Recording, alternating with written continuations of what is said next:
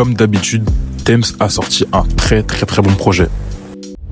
Tems est revenu vendredi avec un projet surprise, un EP comme elle a l'habitude de faire. Et pour moi, encore une fois, c'est une masterclass. C'est quand même un très bon combiné de ces deux premiers projets, ces deux premiers EP. Donc If Orange Was a New Place et For Broken Years. Et là, franchement, je trouve que tu sens vraiment toute la palette de Tems. C'est quand même un peu plus rythmique que le premier, où le son était très calme. Là, il y a quand même beaucoup de sons un peu plus ambiancés, avec des rythmiques qui sont très rapides, mais elle montre aussi toute sa polyvalence. Elle sait chanter et elle le fait très bien lorsqu'elle va sur les aigus sur différents sons. Et à côté, seulement 7 sons, ce qui fait que le projet s'écoute très bien. T'as toujours un ou deux sons qui va rappeler l'ancienne Tems, assez calme, assez posé dans ses vocaux, mais franchement ça montre vraiment toute une polyvalence, toute une palette qu'elle a réussi à gérer. Son premier album a plutôt bien fonctionné, il faut le dire, avec Love Me JJ qui au final a eu totalement l'effet escompté en étant single, mais là on revient avec un EP sans forcément se mettre de pression, sans forcément avoir particulièrement d'attente. Continue à surfer sur la vibe, c'était le très bon moment. On sait que Rain Dance avec Dave avait plutôt bien marché, continue d'ailleurs à plutôt bien marcher, que ce soit dans la vraie vie ou sur TikTok, qui booste beaucoup les sons.